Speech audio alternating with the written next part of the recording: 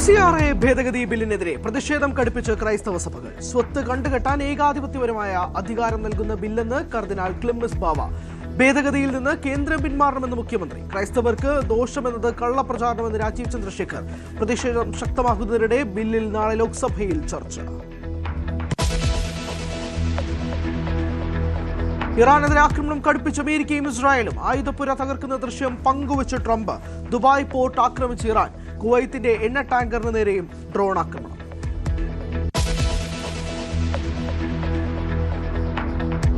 പ്രതിപക്ഷ നേതാവുമായുള്ള പരസ്യ സംവാദത്തിൽ നിന്ന് മുഖ്യമന്ത്രി പിന്മാറി.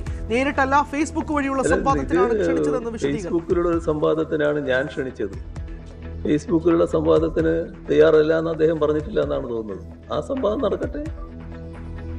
മുഖ്യമന്ത്രിയുടെ പിന്മാറ്റം വല്ലാതെ നിരാശപ്പെടുത്തിയെന്ന് VD സതീശൻ. സോഷ്യൽ മീഡിയ സംവാദത്തിന് താല്പര്യമില്ല. ഇതൊന്നും ഒരു സംവാദമല്ലല്ലോ, അതല്ലല്ലോ പറഞ്ഞത്. ആദ്യം പറഞ്ഞത് അതല്ലല്ലോ.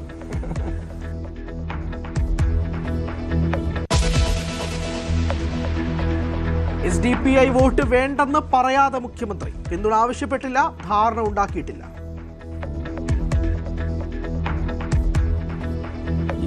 ഇത്തരമൊരു ആവശ്യം ഉന്നയിച്ചിട്ടേ ഇല്ല. ഞങ്ങളെ LDFന് പുറത്തുള്ള ഇത്തരത്തിലുള്ള ഏതെങ്കിലും ഒരു കക്ഷിയുടെ പിന്തുണ വേണം എന്ന് പറഞ്ഞ് ഞങ്ങൾ സമീപിക്കുന്ന നില ഉണ്ടായിട്ടേയില്ല. ആരുടെ വോട്ടും വേണ്ടെന്ന് പറയാൻ കഴിയില്ലെന്ന് V ശിവൻകുട്ടി. CPM-ൽ രാഷ്ട്രീയ കുഴപ്പമെന്ന് രാജീവ് ചന്ദ്രശേഖർ. VD സതീശനെ കടന്നാക്രമിച്ച് SDPI.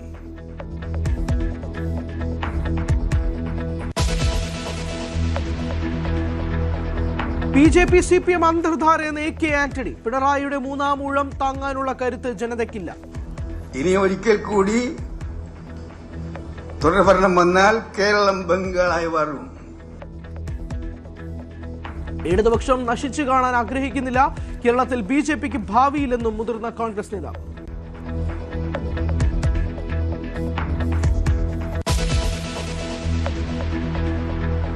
ജമാഅത്തെ ഇസ്ലാമി RSSന്റെ അത്ര അപകടകരമല്ലെന്ന് MA ബേബി. താരതമ്യം അനുപാതരഹിതമെന്നും CPM ജനറൽ സെക്രട്ടറി.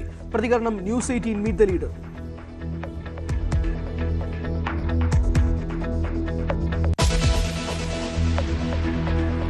തെരഞ്ഞെടുപ്പ് മാർഗരേഖ പുറത്തിറക്കി NDA. ക്ഷേമ പെൻഷൻ 3000 രൂപയാക്കും. പാവപ്പെട്ട സ്ത്രീകൾക്ക് ഭക്ഷ്യ ആരോഗ്യ സുരക്ഷാ കാർഡ്. തിരുവനന്തപുരത്തും കോഴിക്കോടും മെട്രോ സർവീസ്. എയിംസും അതിവേഗ റെയിലും യാഥാർത്ഥ്യമാക്കുമെന്നും വാഗ്ദാനം. വോട്ടെടുപ്പിന് ഇനി വെറും 9 നാൾ.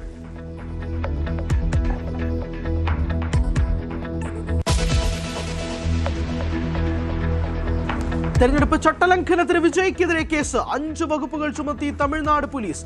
തെരഞ്ഞെടുപ്പ് കമ്മീഷന് പരാതി നൽകി TVK. സ്റ്റാലിന്റെ പ്രചാരണ വാഹനത്തിൽ തെരഞ്ഞെടുപ്പ് ഫ്ലൈയിംഗ് സ്ക്വാഡിന്റെ പരിശോധന.